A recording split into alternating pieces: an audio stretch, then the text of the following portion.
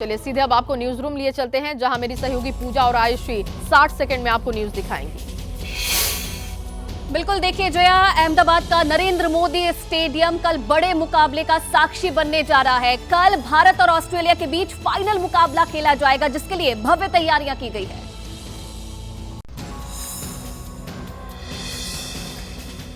रविवार को होने वाले वर्ल्ड कप फाइनल मैच में टीम इंडिया के सामने ऑस्ट्रेलिया की टीम होगी। इस मुकाबले पर पूरी दुनिया के क्रिकेट प्रेमियों की नजर है, इसलिए अहमदाबाद के नरेंद्र मोदी स्टेडियम में तैयारियां भी अभूतपूर्व हैं और इसे यादगार बनाने के लिए तैयारियां भी जोर शोर से हो रही हैं। मैच के दिन सबसे पहले IAS सूर्यकिरण एरोबिक टीम का सैल्यूट फ्रॉम स्काई शो होगा।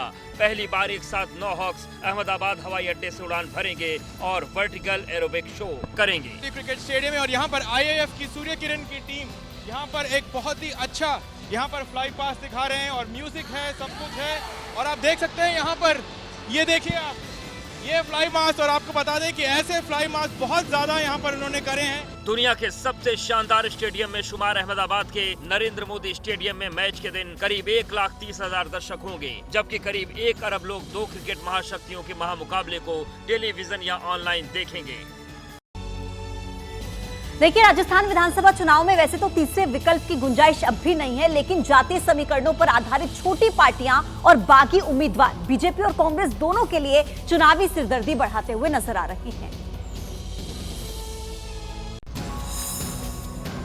राजस्थान में सभी दलों की बागियों ने चिंता बढ़ा दी है। ये नेता जिस पार्टी से आए हैं उसी का सिरदर्द बढ़ा रहे हैं। निर्दलीयों में कई बागी कांग्रेस के भी हैं और बीजेपी के भी, जिससे दलों की मुश्किल और बढ़ गई है।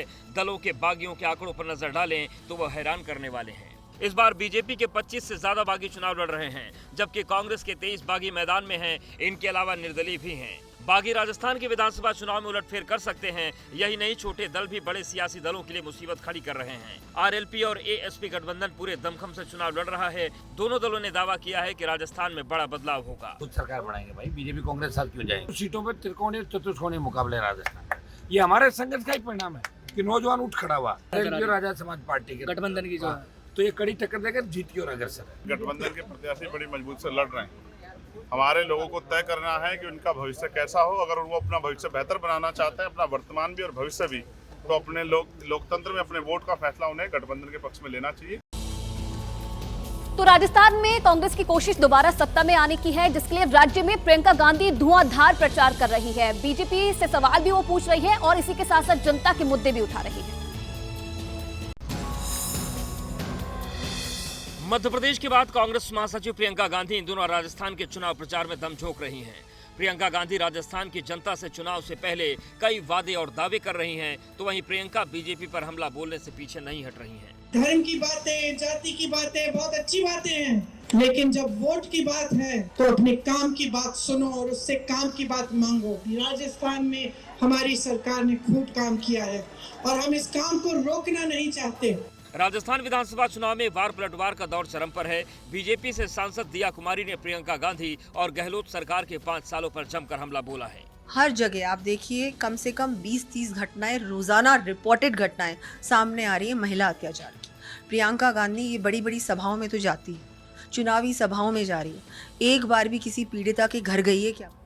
इतिहास गवाह है कि 1993 के बाद से राजस्थान में हर 5 साल में सत्ता परिवर्तन हुआ है, लेकिन क्या एक बार फिर इतिहास दोहराएगा? देखिए, चुनाव प्रचार करते समय कभी कभी नेता अपनी भाषा पर संयम खो देते हैं और कभी कभी कुछ ऐसी टिप्पणी कर देते हैं जो कि चुनावी मुद्दा बन जाती है, और ऐसा ही कुछ किया है कांग्रेस के अध्यक्ष मल्लिकार्जुन खड़गे ने। कांग्रेस अध्यक्ष मल्लिकार्जुन खड़गे ने एक बार फिर मर्यादा लांघते हुए प्रधानमंत्री नरेंद्र मोदी पर व्यक्तिगत हमला बोला। खड़गे ने तेलंगाना की एक चुनावी सभा में पीएम मोदी और तेलंगाना के मुख्यमंत्री केसीआर पर झूठ बोलने का आरोप लगाया है। बीजेपी और केसीआर मिलकर तेलंगाना में लड़ रहे हैं और साथ ही साथ और भी उनके एक साथी केसीआर को सपोर्ट कर रहे हैं। तो इसके ऊपर आप जान सकते हैं कि कांग्रेस को हराने के लिए कितनी साजिश चल रही है। यही नहीं, खड़गे ने बीजेपी को बीआरएस का सबसे बड़ा सपोर्टर करार दिया और बीजेपी आरएसएस बीआरएस को सीक्रेट अलायंस बताया है। ये जो बीआरएस और आरएसएस और बीजेपी इनका सीक्रेट अलायंस है। अगर आप इन लोगों को वोट देंगे, अपने आप गुलामी की तरफ जाएंगे। मौका था कांग्रेस का घोषणा पत्र जारी करने का, जिसे तेलंगाना में कांग्रेस अध्यक्ष खड़गे ने जारी किया। इधर राजस्थान के दौसा में बीजेपी और कांग्रेस कार्यकर्ताओं के बीच झड़प हो गई, जिसके बाद दोनों दलों के नेताओं ने एक दूसरे के खिलाफ शिकायत दर्ज करवाई है। ये तस्वीर राजस्थान के दौसा की है, जहां बीजेपी और कांग्रेस कार्यकर्ता भिड़ गए, जिसके बाद ये मामला थाने तक पहुंच गया। दोनों पार्टियों के नेताओं ने एक दूसरे के खिलाफ केस दर्ज करवाया।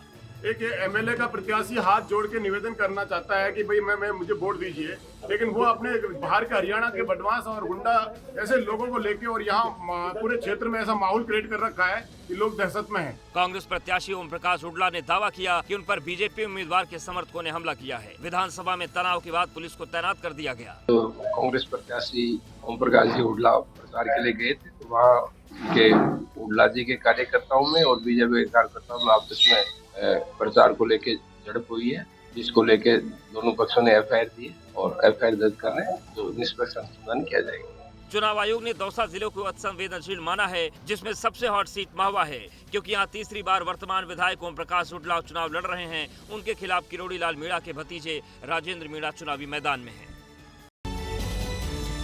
हैदराबाद में एक जनसभा के दौरान असदुद्दीन ओवैसी ने कांग्रेस और बीजेपी दोनों को आड़े हाथों लिया। उन्होंने पीएम मोदी के यूपी और राहुल गांधी के केरल में चुनाव लड़ने पर तंज कसा है।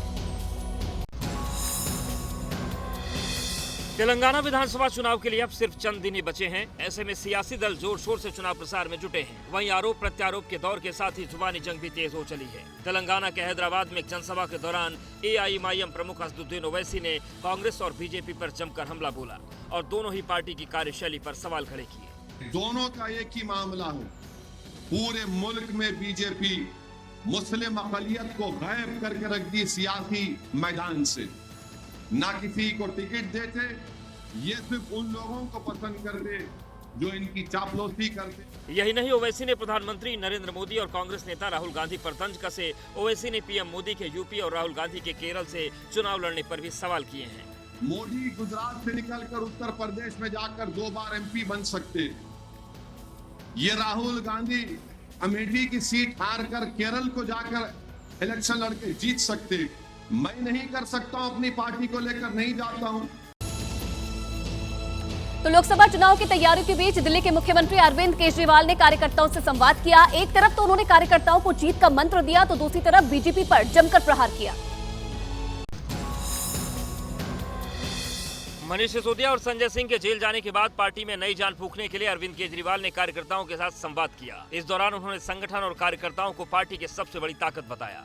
दुनिया की सबसे तेजी से बढ़ती हुई पार्टी का हिस्सा है। अब राष्ट्रीय पार्टी का दर्जा आपकी पार्टी को मिला है। पूरे देश में तीसरे नंबर पे आ गए। कहने को तो 1350 पार्टियां हैं अपने देश में, रजिस्टर्ड पार्टियां 1350।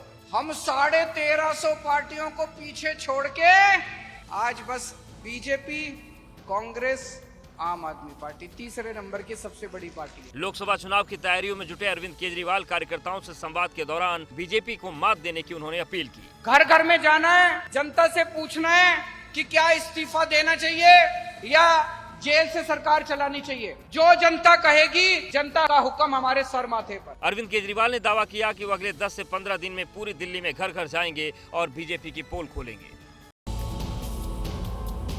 उत्तरकाशी में टनल में फंसे हुए मजदूरों को बाहर निकालने की कोशिश लगातार जारी है और रेस्क्यू टीम के मुताबिक जल्द ही पाइप के जरिए मजदूरों को बाहर निकाल लिया जाएगा। उत्तरकाशी के सिलक्यारा गांव में एक सुरंग में फंसे करीब 40 मजदूरों को बाहर निकालने की कोशिश लगातार जारी है। शुक्रवार को रेस्क्यू ऑपरेशन का छठे दिन एक मॉक ड्रिल की गई, जिसमें पाइप के जरिए टनल में फंसे मजदूरों को निकालने की योजना तैयार की गई। सिलक्यारा सुरंग में फंसे 40 मजदूरों को बचाने के लिए प्लान सी पर भी काम किया जा रहा है। वहीं रेस्क्यू ऑपरेशन पर उत्तराखंड के सीएम पुष्कर सिंह धामी के साथ पीएम मोदी लगातार नजर बनाए हुए हैं। सीएम धामी लगातार अधिकारियों के संपर्क में है। वहाँ पर जो इंजीनियर हैं और विशेषज्ञ हैं, सभी लोग काम कर रहे हैं।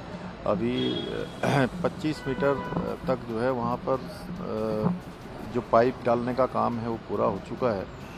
और बीच में चूँकि रॉक्स भी आ रही हैं, वहाँ पर आ रही है, लेकिन काम तेज़ी से चल रहा है, लगातार उस पर सब लोगों की नज़र भी बनी हुई है। माननीय प्रधानमंत्री जी भी लगातार उसकी समीक्षा कर रहे हैं। बता दें कि उत्तराखंड में यमुनोत्री राष्ट्रीय राजमार्ग पर निर्माणाधीन सिलग्याला सुरंग के एक हिस्से के ढहने से सुरंग में 40 मजदूर फंस गए हैं, जिनको बाहर निकालने के लिए आधुनिक तकनीकों का इस्तेमाल किया जा रहा है। जम्मू कश्मीर के कुलगाम और राजौरी में सुरक्षा बलों ने 6 दहशतगर्दों का सफाया कर दिया है। मारे गए आतंकी लश्कर-ए-तैयबा के थे। जम्मू कश्मीर में सुरक्षा बलों को बड़ी कामयाबी मिली है। घाटी में हुए 2 एनकाउंटर में जवानों ने 6 आतंकियों को मार गिराया। पहला एनकाउंटर कुलगाम में 16 नवंबर की शाम से शुरू हुआ, इसमें 5 आतंकी मारे गए। दूसरा एनकाउंटर राजौरी में हुआ, इसमें सुरक्षा बलों ने एक आतंकी को ढेर कर दिया। मारे गए आतंकियों से हथियारों का जखीरा भी बरामद किया गया है, जिसमें एक AK-47 राइफल और तुर्की मेड पिस्तौल शामिल है। कब्जे से जो हथियार और गोला बारूद बरामद किया गया है, ये वो हथियार है। इनमें अगर देखें तो AK-47 सीरीज की 2 राइफल्स है, AK-74 सीरीज की 2 राइफल्स है। मारे गए आतंकी संगठन लश्कर-ए-तैयबा के थे, जो पाकिस्तान में बैठे अपने आकाओं के इशारों पर बड़ी वारदात देने की फिराक में थे।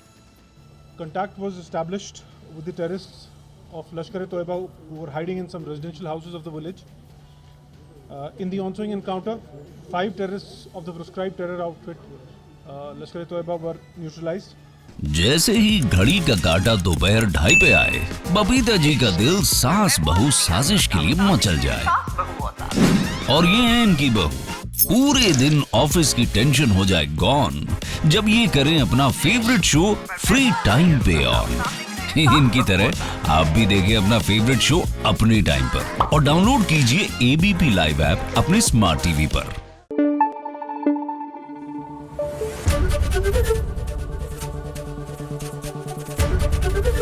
ABP न्यूज आपको रखे आगे।